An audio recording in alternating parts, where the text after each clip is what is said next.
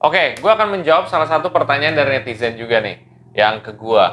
Nah, kalau misalkan investasi bodong itu apakah pernah atau akan berakhir? Jawabannya adalah tidak akan pernah berakhir atau tidak akan pernah hilang. Kenapa? Lu mau panggil cyber lah, lu mau panggil apa, menurut gue nggak akan berakhir. Kenapa? Karena jawabannya adalah karena banyak orang yang mau untung cepat, karena banyak orang yang tergiur dengan untung yang singkat, caranya simple, nggak kerja, nggak ngapa-ngapain, itu mereka bisa dapatkan keuntungan yang gede. Selama masih ada orang yang seperti itu, pasti investasi bodong itu ada dengan berbagai macam cara. Karena apa? Karena pengetahuan finansial kita yang kurang. Kalau misalkan ingin meminimalisir investasi bodong, caranya itu adalah dengan kita penuhi dengan pengetahuan finansial yang cukup. Jangan terlalu percaya sama keuntungan yang singkat dalam jumlah yang besar. Ya, sekarang investasi bodong tuh udah makin pinter banget gitu, udah makin cerdik banget gitu.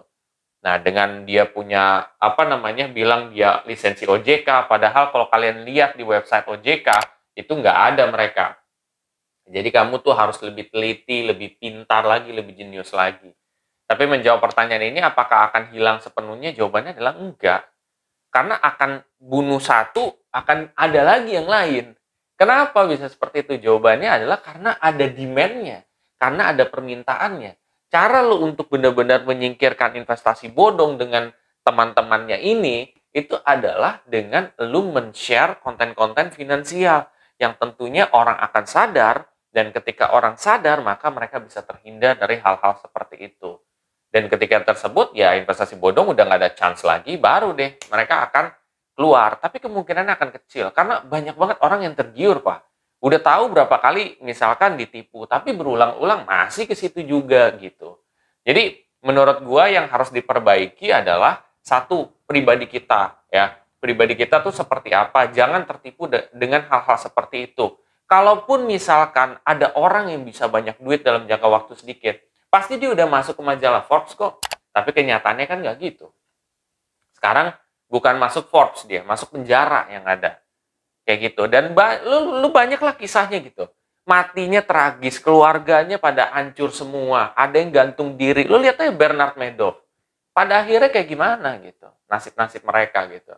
Jadi lu kalau apa ya, investasi atau apapun, janganlah lu pilih yang dalam keuntungan singkat gitu. Ya, yang ada prosesnya. Lu harus tahu resikonya ada apa enggak. Kalau lu tahu itu ada resikonya, berarti di situ ada potensi keuntungan. Nah, kalau bisa terjadi seperti itu, berarti investasi itu real. Karena investasi yang asli itu yang ada risiko. Bukan yang fix gitu. Udah pasti untung gitu. Karena kebanyakan kalau yang begitu, kebanyakan ya, nggak semua ya, kebanyakan itu adalah bodong. Tetapi emang ada beberapa investasi yang kayak dia fixed return.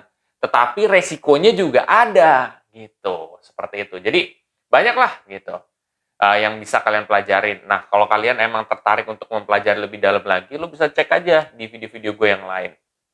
Mudah-mudahan ini bisa menjawab pertanyaan kalian juga. Kalau kalian merasa video ini sangat bermanfaat, please share aja ke sobat investor yang lain. Dan jangan lupa untuk subscribe, like, dan komen di video gue. Sampai jumpa di video gue selanjutnya. Terima kasih.